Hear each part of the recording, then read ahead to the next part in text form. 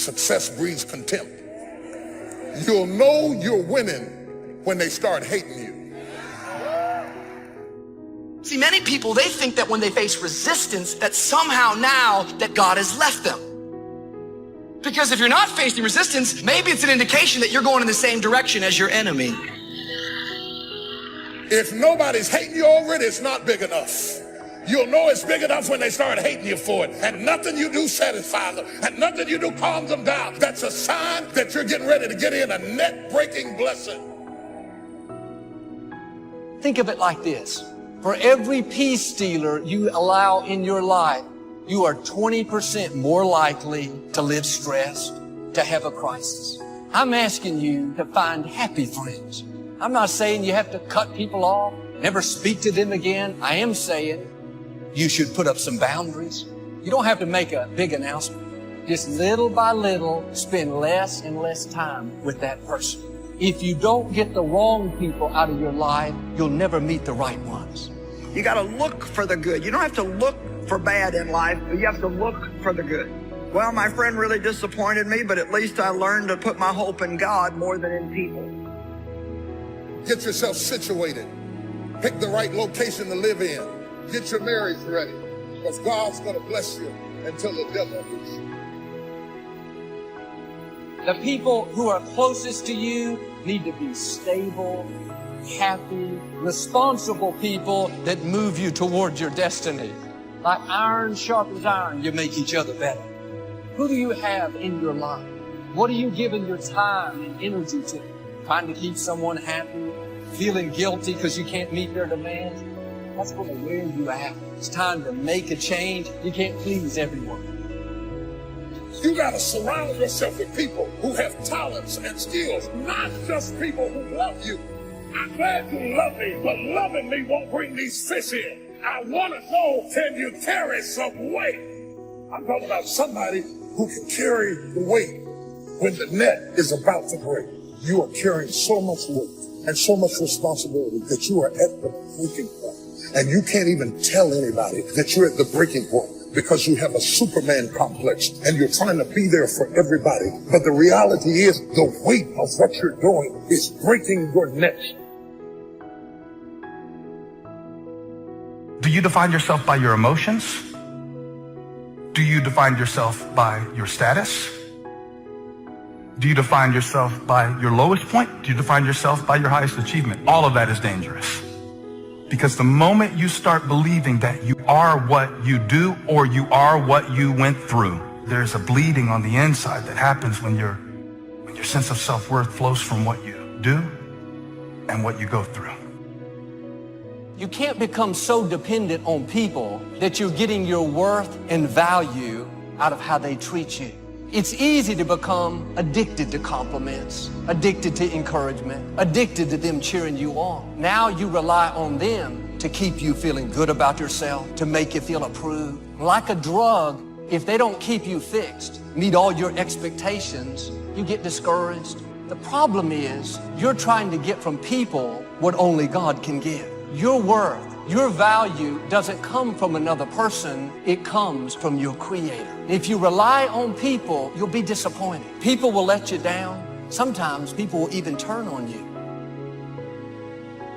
You have no idea what's in you. Do you have any idea what God has invested in you that you haven't even touched yet? Do you understand that the problem that you're grappling with right now is not even the issue? It's just training for you. The lion that you're fighting with now is not even the issue. God just allowed the lion to come in your life so you'd have something to work on. The lion is not important. It doesn't even matter. God is training you with the lion. God doesn't even care about the lion. He cares about you. He's using the problem to get you ready, to teach you patience, to teach you how to trust Him with no money. He's prepping you for the next release of glory so that when folks start walking out, they can walk out if they want to. You say, I know how to do that too.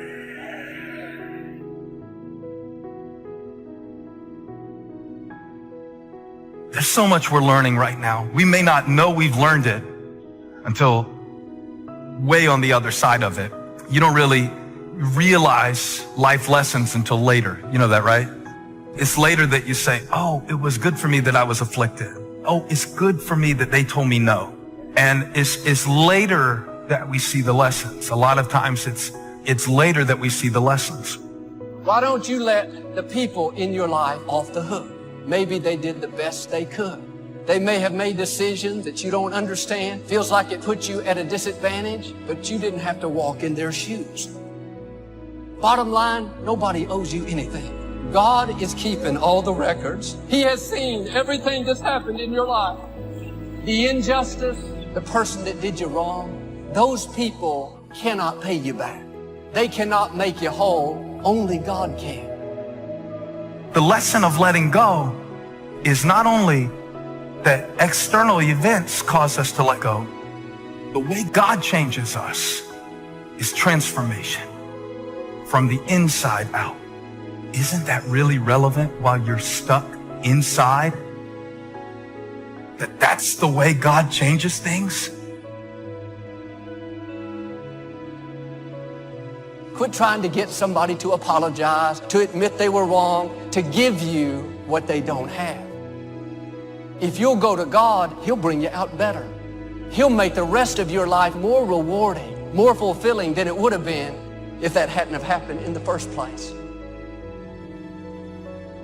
You gotta grow. You gotta expand. You gotta know that you're here for a purpose. There are no mistakes. There is a meaning. Even if you haven't found it yet, you must discover it. And you know what?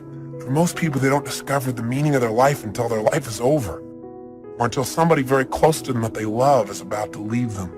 You don't have to wait for the pain to discover the meaning. It first starts with decision on your part. And may I add, well, you should decide. Why let worry continue to take money out of your pocket and bank account? Why let worry any longer keep you from becoming all you can be? Why let it rob you of better friendships, better family relations, better profits, better results? It's a burden you can get rid of. Why not be rid of those sinking, nagging feelings that all is not going to be well, that you can't do it, that it won't work out for the best? Worry is undue concern that takes up too much of your mental and emotional time. So how will I know when I found the purpose of my life? You decide what it is. You discover it and you decide this is it. Maybe later on I'll refine it. I probably will. But for right now, this is why I'm playing the game of life. This is what it's about. Every day, if I'm just being this way, if I'm just doing these kinds of simple things, then I know I'm on track. I know there's a reason for my existence. And so although you may believe it to be true about you, these doubts and negative thoughts you have, these were not your original thoughts. That's a powerful thing to understand, because you weren't born this way. You weren't born doubting. You were born perfect. You were born believing you were going to do something great. You were born believing you were going to do something special with your life. As a baby, I promise you, you had no negative self-talk. You had no negative self-doubt. These are external sources. There's somebody else's thoughts they gave you because of how they felt about themselves. If you're offering words of wisdom to someone in the genuine attempt to help and they treat that with contempt, then shut up, because you're demeaning your words by throwing them away. Self-confidence is self-trust. Self-confidence is building a reputation with yourself, that you keep your word to you, that you keep the promises you make to you. Somebody with self-confidence has a reputation with themselves that I do the things I say I'm going to do. And so the cool thing is, self-confidence is an internal game. You do not need external accolades, external admiration in order to build self-confidence. You don't need any of those external forces. It's all done internally. You control this. And you control this by beginning today to keep the promises you make to yourself. It's not good enough just to keep the promises you make to yourself. You must acknowledge it when you do it to you to give yourself credit to create confidence momentum. Expect the constituents and the comrades to leave you and desert you after a while. Don't be upset when they don't react to your dream the way you expected them to, because they were never really with you in the first place.